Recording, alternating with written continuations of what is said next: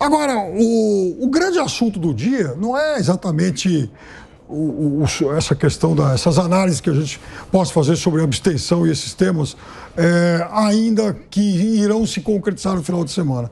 É sobre as declarações do ministro Fábio Faria.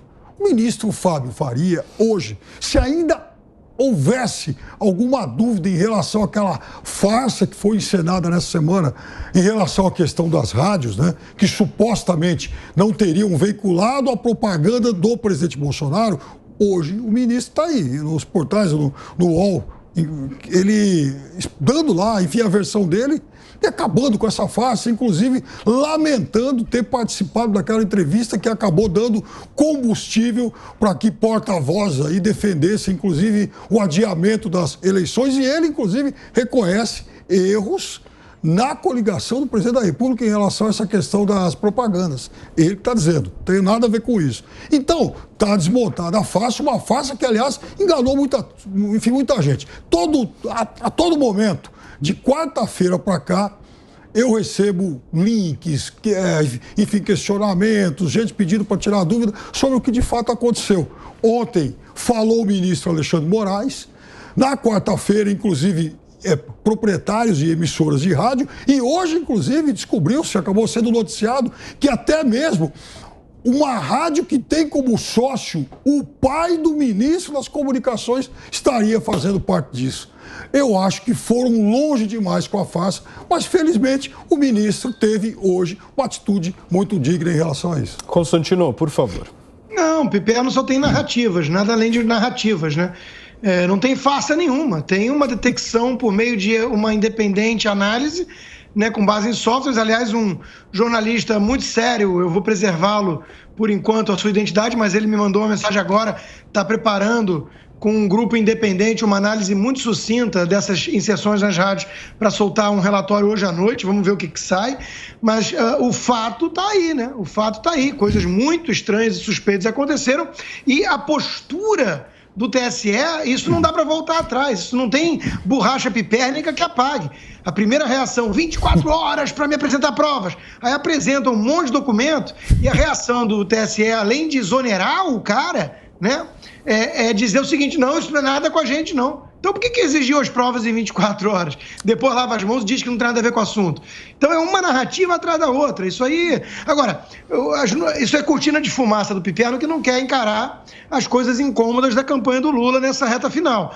Por exemplo, uma adesão muito relevante para eles, né, porque dá aquele ar de moderação, o Armínio Fraga está preocupado. Já está dizendo assim, olha, muito pobre o debate, cadê o plano econômico? Estou preocupado. O Meirelles já tinha externado também preocupação semelhante, né? São os tucanos que embarcaram nessa canoa furada. Simone Tebet já disse, né, que é um mergulho no abismo apostar no Lula. Ela o fez com convicção, porque ela tem lá os cálculos eleitorais e políticos dela.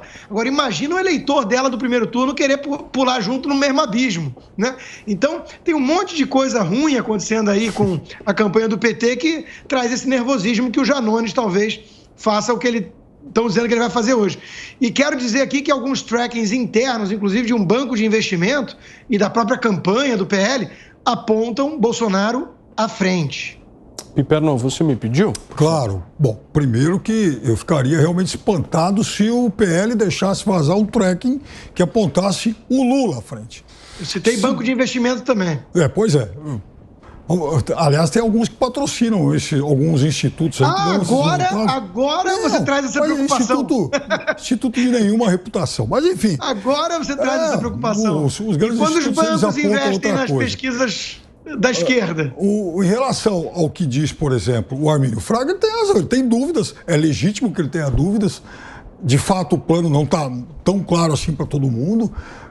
Mas, mesmo assim, ele, de fato, continua apoiando a candidatura do ex-presidente Lula. Sobre as supostas provas que foram, enfim, apresentadas, mais uma vez, quer dizer, já ficou evidente que não passa de uma grande farsa, até porque foram checar dados, por exemplo, de sites e não de rádios. O site não é obrigado a publicar propaganda eleitoral, a divulgar propaganda eleitoral. O site de uma rádio. A rádio é.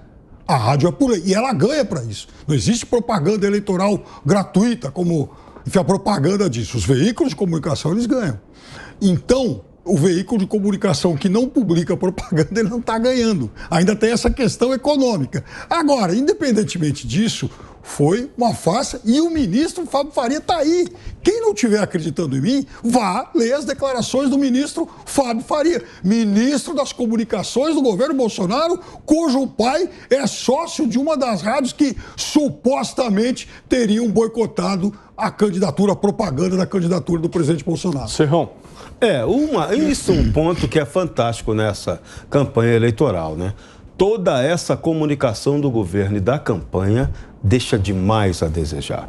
Da mesma forma como também deixa a desejar o comportamento da justiça eleitoral nessa eleição. Uma campanha que, eu volto a dizer, foi censurada em vários aspectos. Isso é um fator perigosíssimo para a cidadania brasileira. Quebramos um preceito da Constituição que é reconhecido pelo Supremo Tribunal Federal. Ou seja, aquele que é o que seria o Tribunal Superior Eleitoral foi superior ao Supremo. O superior foi superior ao Supremo. Isso foi o ponto mais grave dessa campanha, vai deixar sequelas. A cidadania brasileira tem que se preocupar muito com isso. Independentemente do resultado de segunda que vem, a próxima legislatura do Congresso Nacional tem que se concentrar seriamente na revisão do papel da justiça eleitoral, nesse papel desse nosso modelo. A legislação eleitoral nossa, eu repito, está anacrônica, se mostrou totalmente anacrônica. Veja aí essa questão agora, essa confusão no final aí dos direitos de resposta, tira, concede, fica para amanhã, fica para depois. Isso não é sério. Campanha eleitoral em meio de radiodifusão não pode ser feita na base da esculhambação, como foi feita esse ano.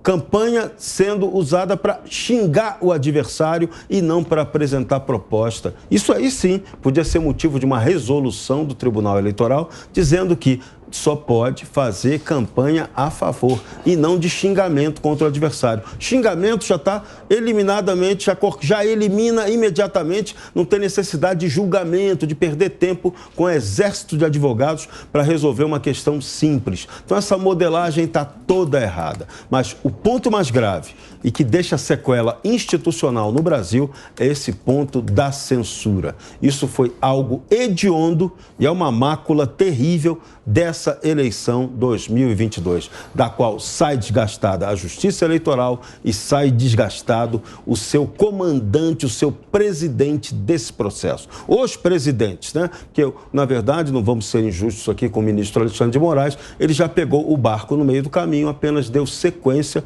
ao que já vinha sendo feito. Pediu, Constantino? Não, só para lembrar quanto a esse partidarismo todo do Alexandre de Moraes, né? Quando eu falo isso, tem uma turma pipérnica que fala, não, ele tenta vender a ideia de que ele é isento e busca a paridade. Mas eu publiquei um vídeo hoje de uma reportagem mostrando que a turma da esquerda e algumas associações aí, os advogados pela democracia, é um grupo de esquerda, eles fizeram um escarcéu quando o Temer indicou Alexandre de Moraes, que trabalhou para Geraldo Alckmin, e a acusação era do seu partidarismo, além da ausência do notório saber jurídico, porque tem a denúncia de plágio e tudo mais.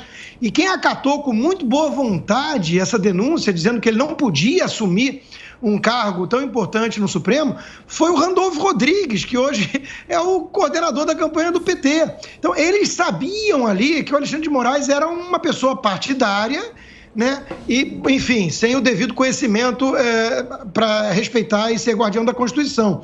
Até porque acho que ele tira a Constituição da cabeça dele todos os dias. Mas a turma sabia disso.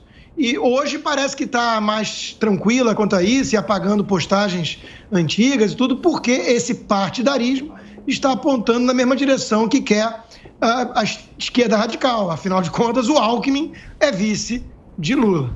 Pediu, Pipeno? Pedi, não. O Constantino é uma pessoa que tem uma memória muito boa. Ele sofre de vez em quando de uma amnésia seletiva, então, mas no geral ele tem uma memória boa. E ele vai se lembrar que eu falei aqui mais de uma vez que quem criticava lá no passado essa indicação do Alexandre de Moraes era exatamente a esquerda. Sim. Porque a esquerda apanhou dele aqui na rua quando ele era secretário aqui de segurança. Não por isso. Não por isso.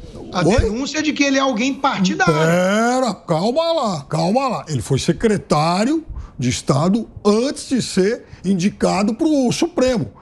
Então, já desde aquele momento em que ele atuava aí na Secretaria de Segurança, a esquerda não tinha boa relação com ele. E aí, quando há a indicação dele, sim, muitos advogados, mais da esquerda, foram inclusive atrás dessa questão aí, né, do suposto plágio que ele negou e tal. Seria até de um jurista espanhol, se eu não estou enganado.